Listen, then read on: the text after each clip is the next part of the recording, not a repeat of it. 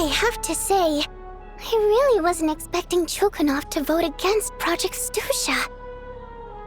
Well, in principle, Snezhnaya's business and political elites ought to be the ones least likely to oppose it. As we heard, Project Stusha is basically just a resource distribution framework that requires everyone to cut back during the winter. But even if the policy got cancelled, the Tsaritsa's energy needs wouldn't suddenly go down. The extra demand from the public would have to be filled from somewhere. So logically, the factories would have to take the hit. I got a letter from Mr. Mitya just before today's session.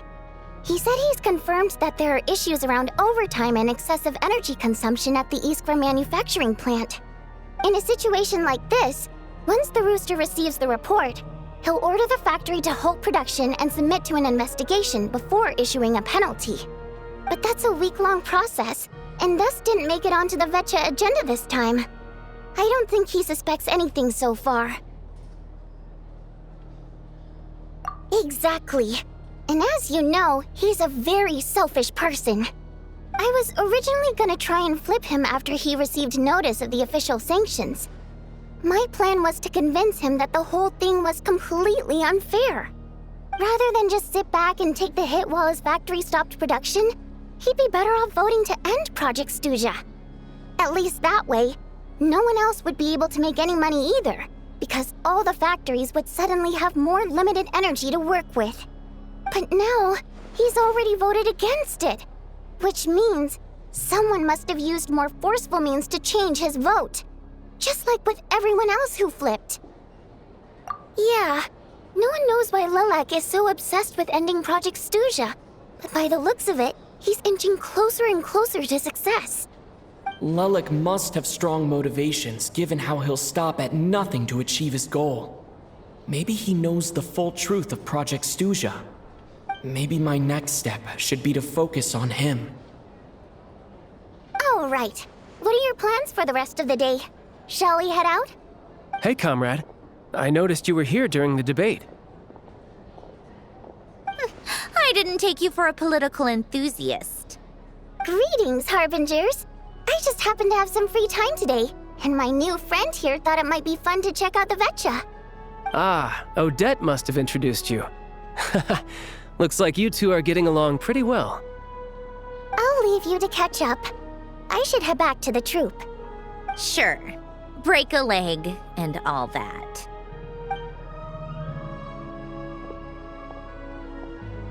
Thought it might be fun to check out the Vetcha, did you?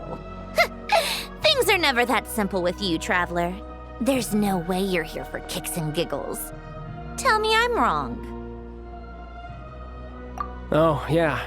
To some, he's a captivating enigma. To others, he's the bane of their existence. No one ever thought that some anonymous nobody from the Rokot could cause such a stir.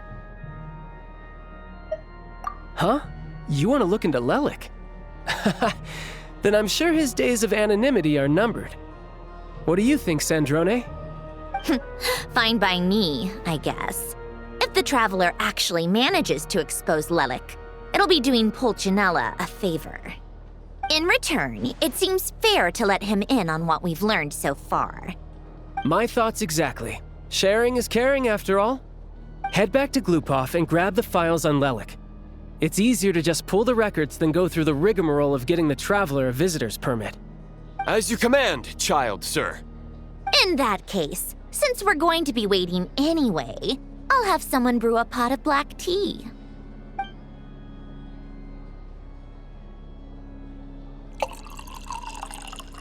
One common thread among the many incidents Lelik has been involved in is that the victims are all too scared to share any real information about him. Clearly, he must have threatened them in some way. His modus operandi is to silently infiltrate the scene and leave a threatening letter behind. But neither the letters nor the crime scenes ever yield any clues to his identity. So all these files have to offer are short statements by the people affected. They don't give us a lot to go on. If nothing else, it shows we're dealing with a trained professional who's versed in counter-surveillance. Yes, and to that point, he often strikes in highly secure locations. The victims are high-ranking and influential people who take their personal security very seriously. Somehow, Lelik slips right into their rooms without making a sound. There's never any eyewitnesses, nor the slightest trace of a break-in. If he can get in and out undetected, it means he can strike without warning. Not that that's ever happened so far, but the thought is enough to scare these people sleepless. It's hard to believe that a human being could pull this off flawlessly every time, so they switched the focus of the investigation to Faye. Unfortunately, no one's found anything yet. Careful, don't underestimate me. Although truth be told, I'd probably find it hard not to blow my cover. Direct confrontation is more my style. We haven't ruled out the possibility of Lelik being human. It's just, there can only be a handful of people in all of Teyvat who'd fit the profile. Faye, on the other hand, plenty would have the ability, but few would have the motive. No, not as strong as me. You'll never find the culprit with criteria like that. Let's go with a little weaker than me. There's no denying that Master is strong, but meticulous. We can only hope. He's just trying to find a reference point. Stop getting fixated on who's stronger than who. But that's the most important thing. In my opinion, anyway.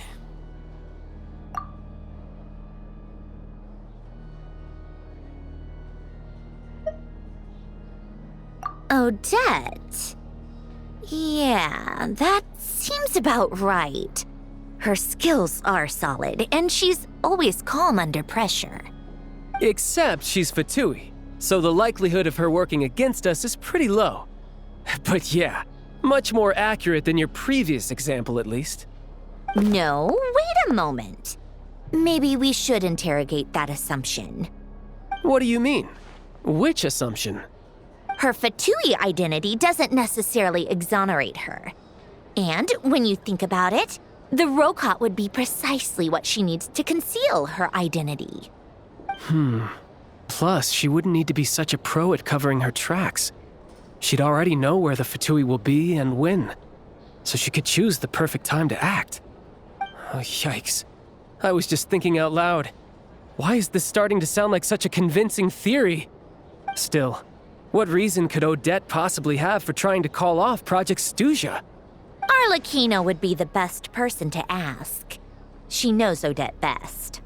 Unfortunately, she isn't back yet. Rosaline used to open up to her in private about her struggles with Odette. As I'm sure you can imagine, Arlecchino is quite a lot better with children than Rosaline was. She gave her some tips on how to handle the situation, and Rosaline managed to reach a settlement with Odette before leaving. So I suppose there were at least no lifelong regrets left behind. Beyond that, I don't know the details about that side of things. But I do know that Odette definitely has a motive to hold a grudge against Project Stuja. The reason being, her father passed away during the early stages of the project. That was back before it had been named Project Stuja, when things were still being worked out. But in essence, it's remained the same ever since. Huh, the more you know. Rosaline was always so self-centered. I never understood why she started paying so much attention to Odette. Is that such a surprise? If you cast your mind back, you may remember that Rosaline and I weren't exactly close. We had tea together a few times, but that was about it. Odette's past is no secret. Her father was a fatus and her mother was a very famous ballerina. On the surface, it looks like she followed right in her parents' footsteps. But the truth is quite a different story. After her father passed away on a mission, her mother was overcome with grief. She broke her leg during a performance and could never dance again. Odette was only interested in ballet at the time, but this tragedy left the family with both breadwinners gone. They could barely make ends meet. Per Capitano's policy, family members of Fatui who died in the line of duty had to be appropriately accommodated and provided with adequate assistance. So, regardless of how Rosaline may have felt about it, it fell to her to resolve the issue of Odette's family's livelihood. In the end, the solution they agreed upon was to have Odette join the Fatui. Right, because the alternative would have been a one-off compensation payment, I guess. In that sense, joining up was definitely the better option. Still, she must have had mixed feelings about it, right? If she doesn't even like the Fatui. It's just a theory, a possibility. But as a motive for Odette to become Lelik, it holds up. That said, I have no idea where Odette's head is at right now, or what her conflict with Rosaline was about. Plenty of people were on bad terms with Rosaline. I have no intention of trying to figure it all out. Yes, but there's not much point in discussing that now. Yeah, back to Lelik.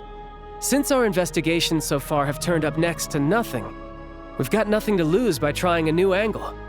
Funnily enough, Tonya and I had actually made plans to go to the theater tomorrow to watch Odette's rehearsal. Unfortunately, thanks to this Lelik situation, I'll be stuck working overtime again. Which means you can go in my place. No point wasting the ticket, plus you'll get to meet Tonya. Spirit Seeker. Quite the classic ballet. It was passed down through Odette's mother's family for generations, though it hasn't been performed in years. But Odette's been practicing it diligently, and it's finally ready for a return to the stage. Excitement is through the roof. Tickets for the official performance sold out long ago. Tonya's excited for it too. She's desperate to see it no matter what. Personally, it's not really my kind of thing, but since she's my little sister, I had to figure something out. I've actually seen it several times before. The story's pretty straightforward. The lead character follows a trail of clues left behind by a spirit, gradually recovering her memories along the way. It's a tale of love and regret. So not exactly reinventing the wheel, at least by today's standards. But when that classic melody kicks in and the lead character begins to dance, it always gets me. It really is beautiful. Not an easy dance to do justice to, though.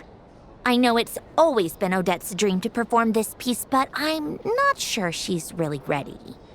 In that case, I think that even if she is Lelik, we should wait until her performance is over before we respond. I'll let you take it from here, comrade.